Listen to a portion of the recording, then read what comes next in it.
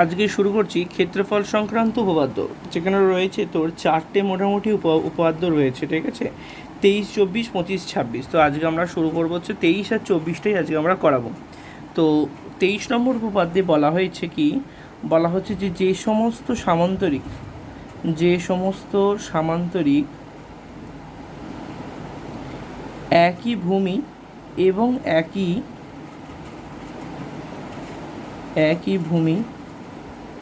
এবং একই সমান্তরাল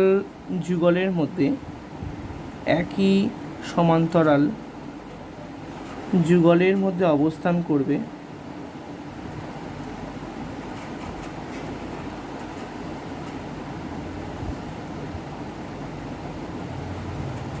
তাদের ক্ষেত্রফল সমান হবে। অর্থাৎ এখানে আমরা কি জানি, সামান্তরিক কাকে বলা হয়? সামান্তরিক মানে মনে রাখ, এখানে ধর আমি একটু ছোট করে দেখাচ্ছি। সামান্তরিক মানে এই রকম হবে, যার প্রত্যেকটা বাহু হচ্ছে মানে বিপরীত বাহুগুলো সমান হবে এবং সমান্তরাল হবে, ঠিক আছে?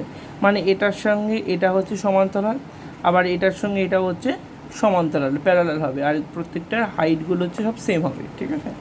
তাহলে এখানে ওই জন্য বলা হয়েছে কি, যে সমস্ত সামান্তরিক একই ভূমি এবং একই সমান্তরাল যুগলের মধ্যে অবস্থান করছে, তাদের ক্ষেত্রফল হচ্ছে সমান। তো আমি ছবিটা আঁকলাম, দেখ, প্রথমে এই রকম একটা সামান্তরিক এঁকেছি, ঠিক আছে? আচ্ছা, তারপর আমি আর একটা সামান্তরিক আঁকলাম হচ্ছে এই রকম,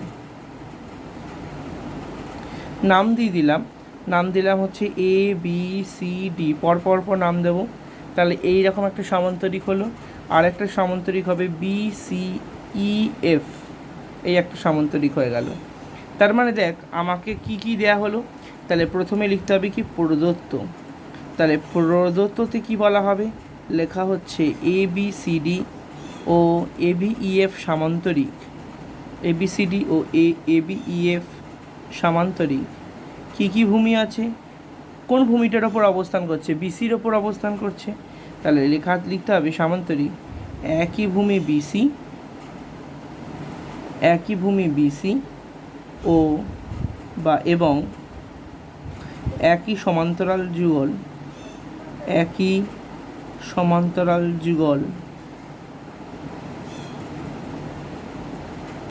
এই ও বিসির মধ্যে অবস্থান করছে। এই কারণ এটা তো টোটালটা একটা বড় রেখা, ওই জন্য এইটার সঙ্গে এটাকে কন্ট্যাক্ট করব।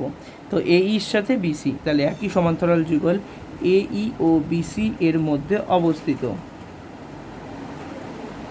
তাহলে আমাকে কি প্রমাণ করতে হবে, তাহলে লিখতে হবে কি, যেহেতু সমান্তরালটা বলে দিয়েছে, মানে একই ভূমি একই সমান্তরাল যুগলের মধ্যে অবস্থান করছে, তাহলে প্রামাণ্য মানে যেটাকে প্রমাণ করতে হবে। কি প্রমাণ করতে হবে, বলা হয়েছে যে ক্ষেত্রফল সমান, মানে একটা লিখে দিতে হবে কি, এ বি সি ডি এর ক্ষেত্রফল ইকুয়ালস টু হয়ে যাবে কি, বিসিইএফ এর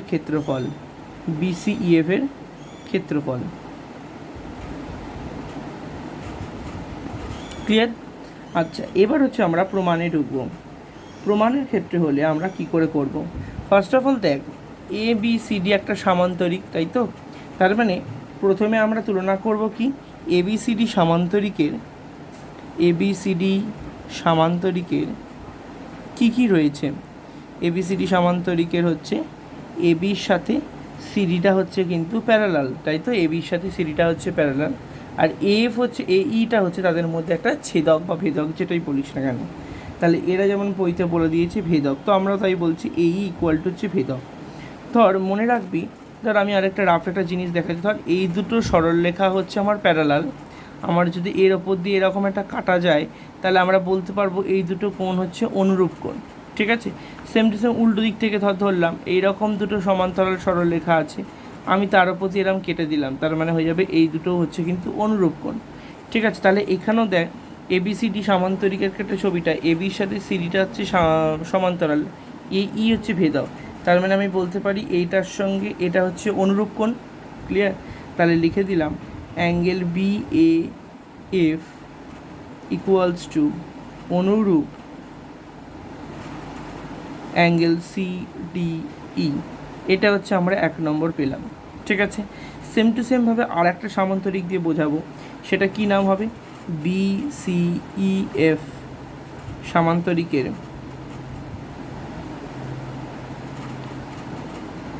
কোনটা কোনটা সমান্তরাল আছে, এর আগেরটা যেমন ছিল দেখ এবির সাথে সিডিটা, ঠিক আছে, এবির সাথে সিডিটা, তাহলে এটার ক্ষেত্রে কী হবে, এফ বির সাথে ইসি বা বিএফের সাথে সিই, যেটা খুশি বলতে পারি। তাহলে লিখে দিলাম বিএফ প্যারালাল হচ্ছে তো সিই, আর যেখানে কোনটা ভেদক হবে, ই এ হচ্ছে ভেদক বা এই ভেদক, একইভাবে এই হচ্ছে ভেদক। যদি এরকম হয় তাহলে আমরা দুরকমভাবে বলতে পারবো কি, এই অ্যাঙ্গেলটার সঙ্গে এই অ্যাঙ্গেলটা হচ্ছে কিন্তু আমার যে দুটোতে পুটকি দিলাম ওগুলো হচ্ছে কী হবে, অনুরূপ কোণ। তার মানে লিখে দেবো যে angle B F A equals to angle C E D, এটা হচ্ছে কিন্তু অনুরূপ কোণ, ঠিক আছে। তাহলে আমরা দুটো জিনিস পেয়ে গেলাম, এটা হচ্ছে 2 নম্বর পয়েন্ট থেকে পেলাম। এবার আমরা কি করব, এই যে দুটো ট্রায়াঙ্গেল আছে না, এই একটা ট্রায়াঙ্গেল আছে, এই একটা ট্রায়াঙ্গেল আছে, এই দুটোকে সর্বসমতা করব। সর্বসমতা করে বার করব যে এরা যে ইকুয়াল, সেটা কি করে বের করব, দেখ নাম দিলাম ত্রিভুজ এ বি এফ ও ত্রিভুজ সিই ডি এর মধ্যে। তাহলে আমরা কি কি পয়েন্ট পাবো, দেখ 1 নম্বর পয়েন্টের মধ্যে যেটা পেয়ে গেছি সেটা লিখে দেবো। কি পেয়েছি, বিএএফ ইকুয়ালস টু সিডিই, ঠিক আছে, এটা 1 নম্বর থেকে পেয়েছি। আবার 2 নম্বর থেকে আর কি পেয়েছি, দেখ এইখানে একটা পেয়ে গেছি বিএফএ ইকুয়াল টু সিইডি, এটা পেয়ে গেছি হচ্ছে 2 নম্বর থেকে, ক্লিয়ার। দেন আর কি পাবো, দেন হচ্ছে কি এ বির সাথে সিডিটা হচ্ছে সমান, বা উল্টোভাবে বলতে পারিস যে বিএফ এর সঙ্গে ইসিটা সমান বা বিএফ এর সঙ্গে সিই সমান। তো আমি এখানে লিখে দিলাম যে এ বির সাথে সিডিটা হচ্ছে সমান, তাহলে এ বি ইকুয়াল টু হচ্ছে সিডি, ক্লিয়ার। তাহলে দেখ আমরা তাহলে দুটো ত্রিভুজকে সর্বসমতা করলাম, কিরমভাবে, দুটো ত্রিভুজকে সর্বসমতা করলাম সিইডি, দুটো অ্যাঙ্গেল আর একটা সাইড, তার মানে আমরা বলতে পারি কি এ এস এ শর্তানুসারে, এএসএ শর্ত অনুসারে এটা সর্বসমতা হলো। এবার আমরা কি করব, এবার দুটো ত্রিভুজ যখন সর্বসমতা হয়ে গেছে আমরা করব কি, টোটাল এই যে পুরো ডায়াগ্রামটা থেকে একবার এটাকে বাদ দিয়ে দেবো আর একবার এই ত্রিভুজটাকে বাদ দিয়ে দেবো, তাহলে আনসার বেরিয়ে আসবে। ওই জন্য নিচে লিখলাম যে এ বি সিই, টোটাল নামটা কি এ বি সিই, এটা থেকে যদি আমি ত্রিভুজ এবিএফটা বা ত্রিভুজ সিইডিটাকে বাদ দিলাম, সেম টু সেমভাবে আবার লিখলাম এ বি সিই, এখান থেকে কোনটাকে বাদ দেবো, এবিএফটাকে বাদ দেবো।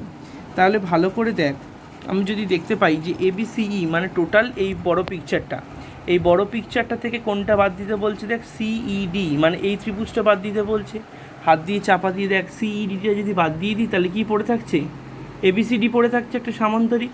তাহলে লিখে দেবো এটা নিচে যে সামান্তরিক এ বি সিডি, সামান্তরিকের নামটা দিয়ে দিলাম হচ্ছে এবিসিডি। সেম টু সেম দেখ এবিসিই থেকে যদি এবিএফটাকে বাদ দিয়ে দিই, এই যে এবিসিই থেকে এবিএফটাকে বাদ দিয়ে দিই, তার মানে এইটুকুনি পার্টটা বাদ দিয়ে দেবো, তার মানে কি পড়ে থাকবে দেখ, সেম টু সেমভাবে বলতে পারি বিসিইএফ, তাই তো। তাহলে নামটা হয়ে যাবে কি সামান্তরিক বিসিইএফ, ঠিক আছে। এটাই এখানে কিন্তু প্রমাণ করতে বলা হয়েছে, কারণ দেখ এই যে ওপরে লেখা আছে এবিসিডি এর ক্ষেত্রফল সমান সমান বিসিএফ এর ক্ষেত্রফল, এটাই আমরা বলে দিয়েছি যে সামান্তরিক এবিসিডি ইকুয়াল টু সামান্তরিক বিসিএফ, বুঝতে পেরেছিস। এইটা হচ্ছে আমাদের 23 নম্বর উপপাদ্য। এরপর শুরু করছি উপপাদ্য 24। দেখ উপপাদ্য 24-এ কী বলা হচ্ছে, সেখানেও কিন্তু একই রকমভাবে ক্ষেত্রফল সংক্রান্ত উপপাদ্যের আরেকটা জিনিস বলছে কি, যে একটি ত্রিভুজ এবং একটি সামান্তরিক, একটি ত্রিভুজ এবং একটি সামান্তরিক যদি একই ভূমি ও একই সমান্তরাল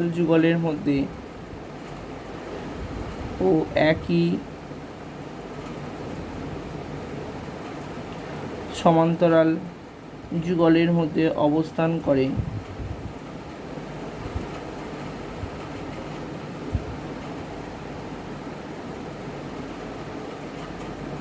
তাহলে হবে কি ত্রিভুজের ক্ষেত্রফল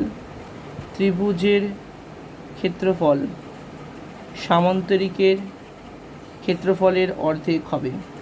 সামান্তরিকের ক্ষেত্রফলের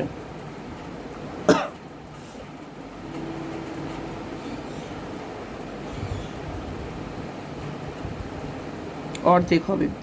দেখ তাহলে কি করে লিখব? তাহলে ফার্স্ট অফ অল বলছে একটা ত্রিভুজ দরকার। ধর আমি এরকম একটা ত্রিভুজ আমি করে দিলাম, ঠিক আছে। এই ত্রিভুজটার সঙ্গে আমাকে বলছে কি একটা সামান্তরিক, তাহলে এইরকম একটা সামান্তরিক করে দিলাম।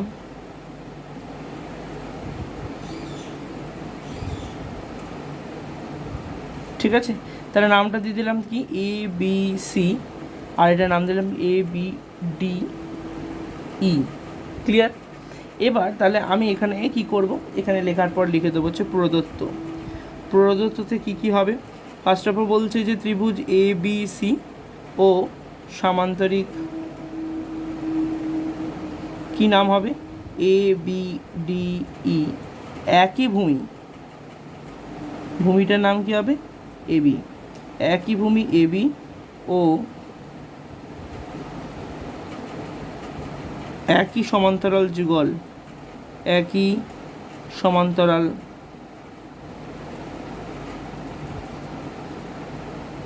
এবিসি সমান্তরাল এবিডি, একই ভূমি এবি ও একই সমান্তরাল যুগল কি হবে? এবির সাথে এবি ও ডিসি এর মধ্যে অবস্থিত।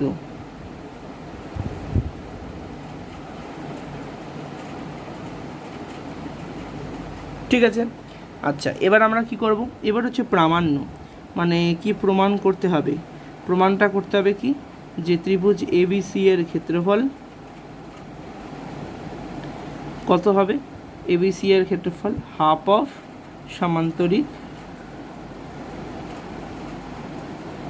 এ বি ডি ই। ঠিক আছে, তাহলে এটা আমাকে প্রমাণ করতে হবে যে এবিসি এর ক্ষেত্রফল এ বি ডি এর ক্ষেত্রফলের অর্ধেক। তাহলে এটা করতে গিয়ে আমাকে একটা অঙ্কন প্রণালীতে আসতে হবে। কি অঙ্কন করতে হবে? দেখ অঙ্কনটা করতে কি করব হচ্ছে এ বিন্দু থেকে বিসি এর একটি সমান্তরাল সরলরেখা আমি এখানে টানবো যাতে প্যারালালটা ওরকম হয়ে যায়। দেখ বিসি এর একটা প্যারালাল টানলাম, আর আমি ওখান থেকে কী করবো? ডিসি এর সরলরেখাটাকে ওপরে বর্ধিত করা দেবো। তাহলে আপ টু বর্ধিত করে দিলাম এতটা। ক্লিয়ার? তাহলে আমি কি করলাম? তাহলে লিখতে হবে এ বিন্দু থেকে বিসি এর সমান্তরাল সরলরেখা, বিসি এর সমান্তরাল সরলরেখা টানা হলো যা বর্ধিত ডিসিকে এফ বিন্দুতে ছেদ করেছে। ঠিক আছে, যা বর্ধিত ডিসিকে এফ বিন্দুতে ছেদ করে। এবার আমি কি করে করব? দেখ তাহলে এবার লিখব হচ্ছে প্রমাণ। প্রমাণের ক্ষেত্রে ফার্স্ট অফ অল এইটা যে একটা সামান্তরিক, মানে এ বি সি এফ, এইটা আমাকে একটা প্রমাণ করতে হবে। তো কি করে করব? লিখে দেবো হচ্ছে চতুর্ভুজ এ বি সি এফ। মানে প্রথমে আগে চতুর্ভুজ ধরে মানে প্রমাণটা করব, তারপর ওটাকে লিখে দেবো। তাহলে লিখে দেবো চতুর্ভুজ এ বি সি এফ। এর মধ্যে দেখ দুটো জিনিস পেয়েছি, একটা হচ্ছে কি এ বির সাথে হচ্ছে সমান সমান হচ্ছে এফ সি বা সমান্তরাল, আর সেকেন্ডেরটা হচ্ছে কি এ এফ, এটার সাথে সমান্তরাল হচ্ছে বিসি। ঠিক আছে, যখন বিপরীত বাহুগুলো সমান্তরাল হয়ে যায় তখন সেটাকে কি বলা হবে? সামান্তরিক বলা হবে। অর্থাৎ এ বি সি এফ একটি সামান্তরিক, একটি সামান্তরিক। এবার আমরা কি করব? এবার হচ্ছে দেখ বুঝতেই পারছিস দুটো জিনিস পেয়ে গেছি, একটা হচ্ছে এ বি সি এফ এইটা, আর একটা হচ্ছে এ বি ডি ই এই একটা, দুটো সামান্তরিক পেয়েছি। তাহলে দুটি সামান্তরিকই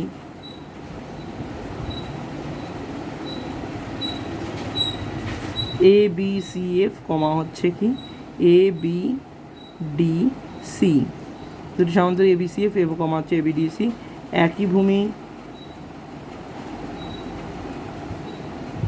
এবি ও একই সমান্তরাল যুগল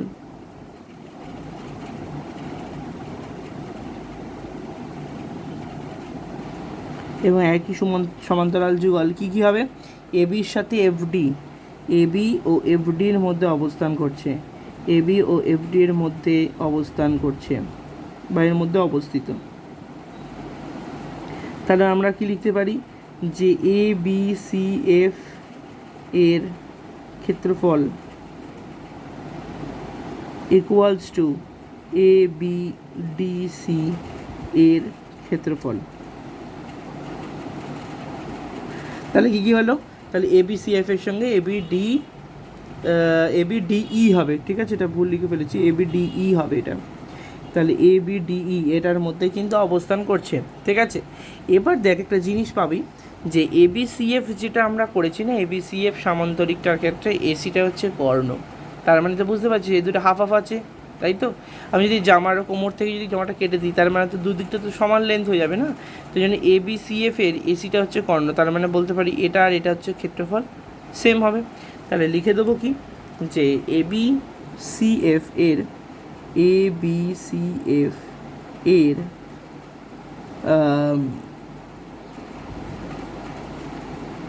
এসি হলো কর্ণ, এ বি সি এফ এর কর্ণ হচ্ছে এসি। তাহলে অতএব ত্রিভুজ এ বি সি সমান সমান half of A B C F.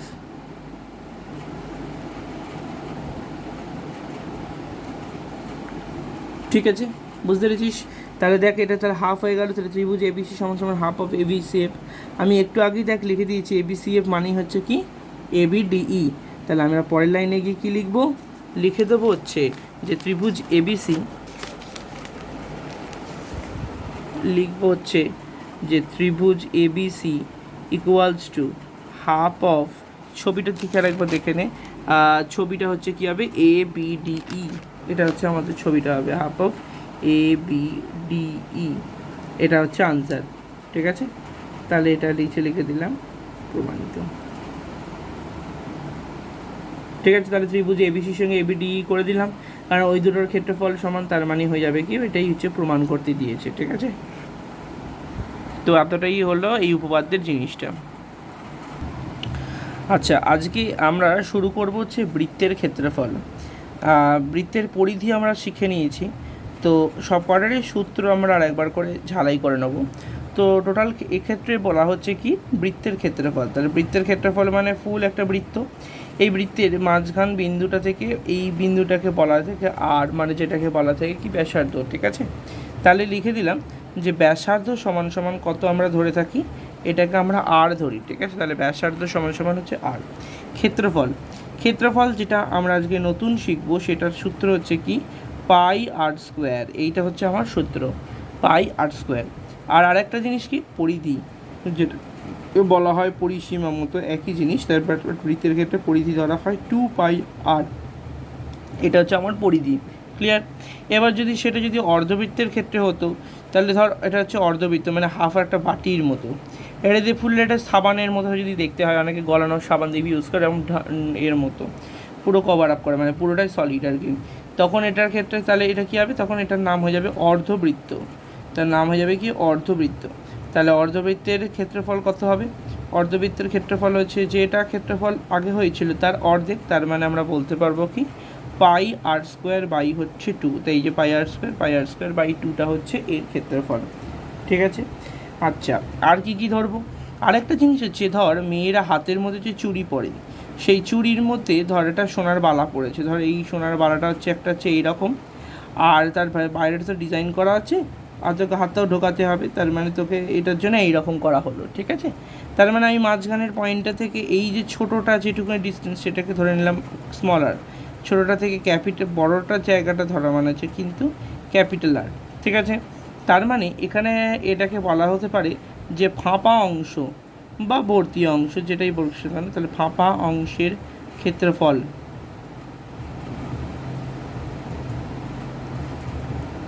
তাহলে কীরকমভাবে লিখবো ফাঁপা অংশটা, একটা হচ্ছে প্রথমে বড়োর হিসাবটা আগে লিখবো মাইনাস ছোটোর হিসাবটা করব। তাহলে বড়োর হিসাব মানে কত হবে পাই ক্যাপিটাল আর স্কোয়ার, তাই তো, মাইনাস পাই স্মল আর স্কোয়ার, এইটা হচ্ছে আমার প্রথমত ফাঁপা অংশের ক্ষেত্রফল, মানে এই যে ফাঁকা অংশটা যেটা পড়ে আছে ওইটা হচ্ছে কিন্তু পাই আর স্কোয়ার মাইনাস পাই স্মল আর স্কোয়ার। তো এখান থেকে অনেকে আবার কী করে না পাইটাকে কমন নিয়ে নেয়, কমন নিয়ে নিলে করে দেয় কি r square minus r square বর্গ একক, ঠিক আছে। এবার যেরকম যা একক বসবে সেটাকে আমরা এখানে এককগুলোতে ইনপুট করে নিয়ে বসতে পারবো। তো অঙ্কটা স্টার্ট করা যাক।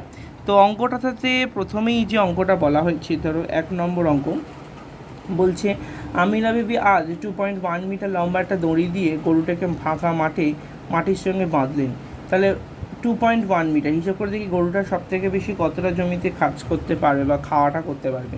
তার মানে বুঝতেই পারছি যে এইখানে ধর এটাকে বাঁধা আছে, ঠিক আছে। তার মানে এখান থেকে এর যে 2.1 মিটারটা আছে জায়গাটা খেতে পারবে। তাহলে গরুটা কি বা যেই খাওক না কেন এটা কি করেছে, তো হ্যাঁ গরুটা তার মানে কী করবে, এইরকম ওয়াইজ ওর রাউন্ড দিয়ে পুরো এটা ঘুরে আসবে, তাই তো।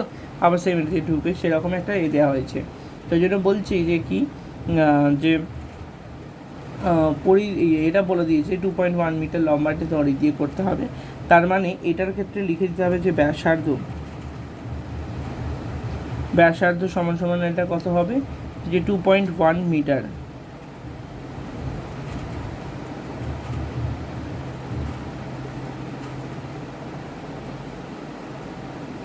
আচ্ছা দেখ, তার মানে লিখে দিলাম ব্যাসার্ধ 2.1 মিটার।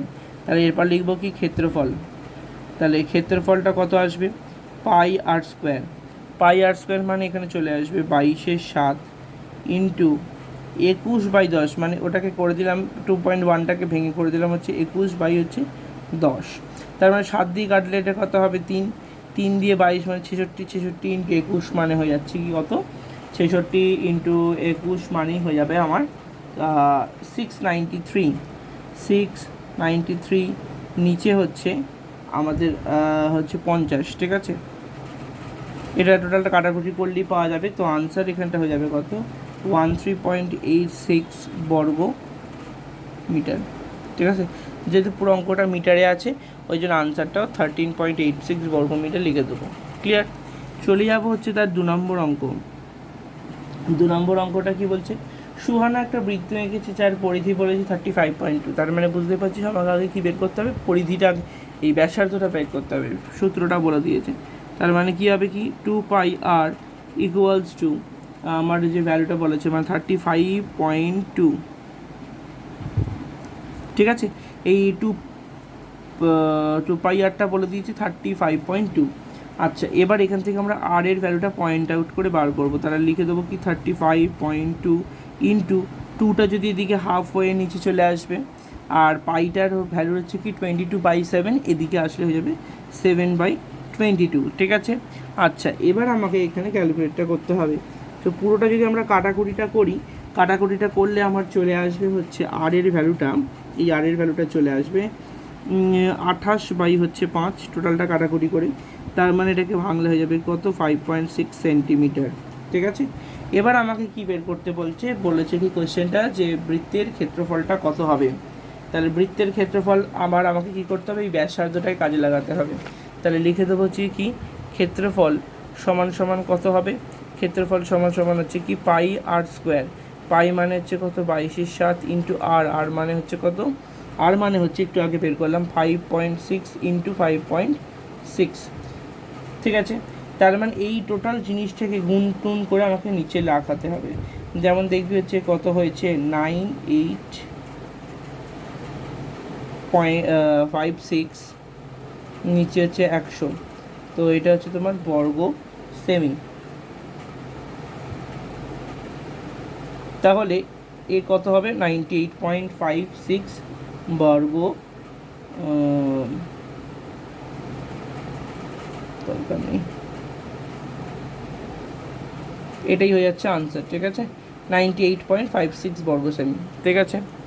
চলে যাব হচ্ছে আমাদের এবার 1 নম্বর অঙ্কটা হয়েছে, 2 নম্বর হয়ে গেছে, 3 নম্বর অঙ্কে চলে যাবে। তার মানে দুটো আনসার চেয়েছে, একটা হচ্ছে 98.56 বর্গ সেমি, আর একটা বলেছে কি যে ব্যাসার্ধের দৈর্ঘ্যটা কত হবে, ব্যাসার্ধ দৈর্ঘ্যটা মানে এই যে আর এর ভ্যালুটা কত হবে সেটাও জানতে চাইছে, ঠিক আছে। দুটো আনসারই বার করতে বলা হয়েছে। চলে যাচ্ছি 3 নম্বর অঙ্ক। দেখ 3 নম্বর অঙ্কে কি বলা হচ্ছে, 3 নম্বর বলছে রেখার দিদিমা একটা গোলাকার টেবিলের ওপর ঢাকনা তৈরি করেছেন, যেটার ক্ষেত্রফল বলছে 55 টেবিলের রঙিন ফিতা দিয়ে মধ্যে কত মিটার রঙিন ফিতা লাগবে। তাহলে আমি কি করব, এখন ক্ষেত্রফল থেকে আগে পরিসীমাটা বের করব। পরিসীমাটা বের করা হয়ে গেলে তারপর বাকি কাজগুলো করা যাবে। তাহলে ফার্স্টে এখানে কি লিখব, ফার্স্ট এখানে এটা হচ্ছে তোমার তিনেরটার ক্ষেত্রে দেখ টেবিলের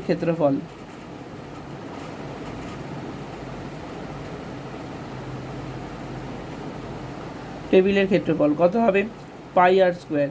এই ভ্যালুটা কত বলে দিয়েছে, পাই আর স্কোয়ারের ভ্যালুটা হচ্ছে 5544, ঠিক আছে 5544। তাহলে আর স্কোয়ার ইকুয়াল টু কত হবে 5544 ইন্টু কত হবে 7/22, ঠিক আছে। তার মানে দেখ 7/22 হয়ে যায়, তার মানে এটাকে যদি কাটাকুটি করলে কত আসবে, আর স্কোয়ারের ভ্যালুটা চলে আসবে হচ্ছে 1764। তো আর এর ভ্যালুটা চলে আসবে কত 42 সেন্টিমিটার, ঠিক আছে।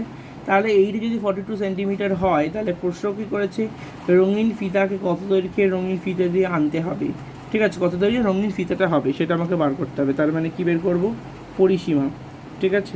তাহলে পরিসীমাটা কত হবে 2πr, তার মানে কত হবে 2 গুণ 22/7 ইন্টু হচ্ছে 42, তার মানে এটা হয়ে যাবে কত 300,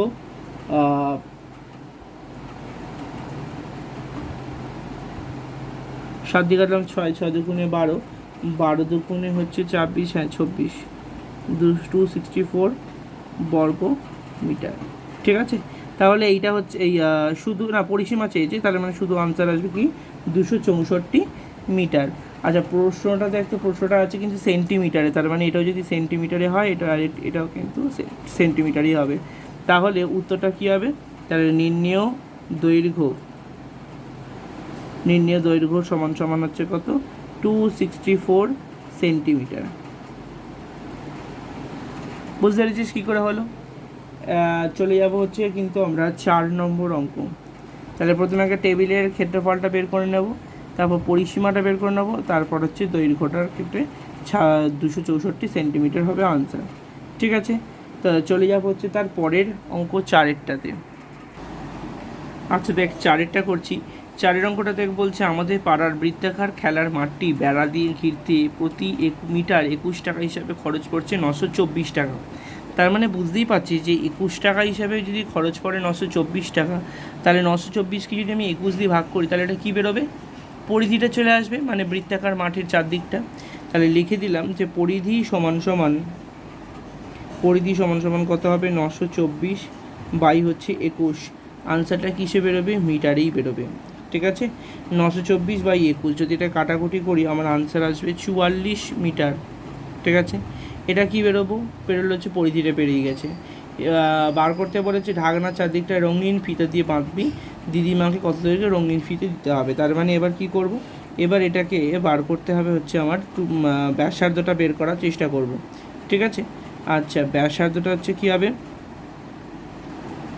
তার মানে 2πr ইকুয়াল টু কত হচ্ছে 2πr ইকুয়াল টু তার মানে হয়ে যাবে 44। তাহলে আর এর ভ্যালুটা হবে কত দেখ 44 ইন্টু 2টা উল্টে গেলে কত হয়ে যাবে হাফ, তাই তো। আর পাইটা উল্টে গেলে হয়ে যাবে কি 7/22। তাহলে দেখ 22 দুগুণে কত হয় 44 কেটে গেল, তাহলে আর এর ভ্যালুটা হয়ে গেল কত 7 মিটার, তাই তো। তার মানে এটা আমরা কি পেয়ে গেলাম, ব্যাসার্ধটা পেয়ে গেলাম। তাহলে লিখে দিলাম ব্যাসার্ধ সমান কত হবে 7 মিটার, ঠিক আছে। আচ্ছা আরেকটা জিনিস বার করতে বলেছে কি, ত্রিপল দিয়ে ওটা ঢেকে দেওয়ার জন্য কত বর্গ মিটার ত্রিপল লাগবে। ত্রিপল মানে ওপর দিক থেকে পুরোটা আমি চাপা দিয়ে দেবো, তাহলে কত দৈর্ঘ্য মাপের আয়তন বলেছে, তার মানে ওটা কী হবে, আলটিমেটলি ক্ষেত্রফলটা বার করতে বলছে। তাহলে ক্ষেত্রফলটা বেরোবে কী করে, 2 হচ্ছে তোর পাই আর স্কোয়ার, ঠিক আছে। তাহলে পাই আর স্কোয়ার মানে হচ্ছে 22/7 ইন্টু 7, তাহলে 7 যদি কেটে যায়, তার মানে 7 দুগুণে কত হবে 154 বর্গ মিটার, ঠিক আছে। তার মানে এইটাই হয়ে যাচ্ছে কিন্তু আনসারটা। তাহলে ব্যাসার্ধটা পেয়ে গেলাম, ব্যাসার্ধটা পেয়ে গেলে চলে আসবে কি ক্ষেত্রফলটা বের করা রুলস হচ্ছে কি পাই আর স্কোয়ার, তাহলে পাই আর স্কোয়ার দুবার আর লিখবো 7 কে যাবে, 7-এর সঙ্গে 22 গুণ করলে হচ্ছে 154 বর্গ মিটার হয়ে যায়, ঠিক আছে। চলে যাবো হচ্ছে আমরা 5 নম্বর অঙ্ক। 5 নম্বর অঙ্কটাতে দেখ কী বলা হয়েছে, ফারুক একটি বৃত্ত আঁকবে যার ক্ষেত্রফল 616 বর্গ সেমি। হিসাব করে দেখি ফারুক যে বৃত্তটা আঁকবে তার ব্যাসার্ধের দৈর্ঘ্য কত হবে বৃত্তে, এবং বৃত্তের পরিধি কত পাবে সেটা আমাকে বের করতে হবে। তাহলে দেখ আমি কি করলাম, ক্ষেত্রফলটা বলে দিয়েছি 616, তাহলে মানে কি লিখে দেবো যে পাই আর স্কোয়ার ইকুয়াল টু হচ্ছে 616, তাহলে আর স্কোয়ার ইকুয়াল টু হচ্ছে 616 ইন্টু 7/22। আচ্ছা, এবার 11 দিয়ে যদি কাটি, এটা 11 দুগুণে 22, 11 দিয়ে এটা কাটলে হচ্ছে তোমার এখানে 5 1 50 6 66, আবার দিয়ে গেলে 28, তার মানে এই 22কে 616 দিয়ে কাটাকুটি করলে 28 আসবে, তাহলে 28 গুণ হচ্ছে 7। ঠিক আছে, তাহলে 28 গুণ হচ্ছে 7, তার মানে এটা কত হবে 196। 196 কী বেরোবে, এটা হচ্ছে সেন্টিমিটারে বেরোবে। ঠিক আছে, 196 সেন্টিমিটার। আচ্ছা, এবার এখানে কি বার করতে বলেছে, দেখ তার ব্যাসার্ধের দৈর্ঘ্য কত হবে আর বৃত্তের পরিধি কত হবে। তার মানে আর স্কোয়ার ইকুয়াল টু যদি এটা হয়, আর এর ভ্যালুটা কত হবে √196, তার মানে এটা হয়ে যাবে কত 14 সেন্টিমিটার। ঠিক আছে, আচ্ছা, আর ইকুয়াল টু √196 মানে হচ্ছে 14 সেন্টিমিটার। আচ্ছা, আমাকে এখানে বার করতে বলেছে কি তার ব্যাসার্ধ আর পরিধিটা কত, তার মানে পরিধিটাও দেখতে হবে। তাহলে পরিধি হচ্ছে কি 2πr, তাহলে 2 পাইয়ের মানটা কত 22/7 ইন্টু আর এর ভ্যালুটা কত 14, তাহলে 7 দিকে 2, তাহলে 2 দুগুণে 4, 4 দুগুণে 8, 4 দুগুণে 88 বর্গ। না, এখানে আর পরিধির ক্ষেত্রে নর্মাল শুধু সেমই হবে, পরিধির ক্ষেত্রে তখন বর্গ হবে না, তাহলে এটার ক্ষেত্রে হচ্ছে 88 সেন্টিমিটার। ঠিক আছে, বুঝতে পেরেছিস। তাহলে ফার্স্টে কী করবো, পাই আর স্কোয়ার থেকে আগে আর এর ভ্যালুটা বের করবো, তারপর হচ্ছে 2πr এর ফর্মুলা ফেলে দেবো। চলে যাচ্ছি 6এরটা। 6 অঙ্কটা দেখ বলছে পলাশ এবং পিয়ালি দুটো বৃত্ত এঁকেছে, যে ব্যাসার্ধের দৈর্ঘ্য অনুপাত 4:2। তারপরে কার দুজনের ক্ষেত্র দুটির ক্ষেত্রফলের অনুপাত দেখি, দুজনের বৃত্তাকার ক্ষেত্র দুটির ক্ষেত্রফলের অনুপাত। তাহলে কি করে বের করব, এখানে বের করতে হবে হচ্ছে প্রথম বৃত্তের পরিধি বাই দ্বিতীয় বৃত্তের পরিধি।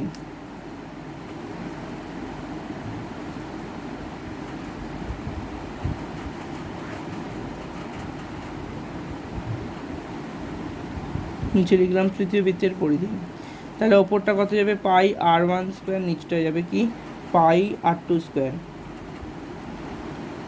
আচ্ছা, এবার আমরা কি করব, দেখ πr1², তো পাইটাকে পাই লিখে দেবো, আটটা তো পেয়ে গেছি, আটটা কত পেয়েছি দেখ 48। ঠিক আছে, এটা হচ্ছে কি না সরি, এটা আচ্ছা 4 আছে, তার মানে এটাকে ধরে নিলাম হচ্ছে 4x। ঠিক আছে, আচ্ছা, নিচে হচ্ছে লিখে দেবো pi into 5x whole square.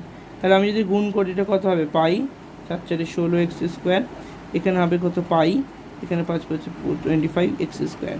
তার মানে এখানে কত হয়ে যাবে, দেখ পাই কেটে গেল, x² কেটে গেল, তার মানে আনসার হচ্ছে কি 16/25। তার মানে কত হবে আনসারটা, এখানে হয়ে যাবে কি 16:25। ঠিক আছে, তাহলে এই প্রশ্ন করেছে দেখ বৃত্তাকার ক্ষেত্রফল দুটির অনুপাত কত হবে, তাহলে লিখে দেবো কি যে নির্ণেয় অনুপাত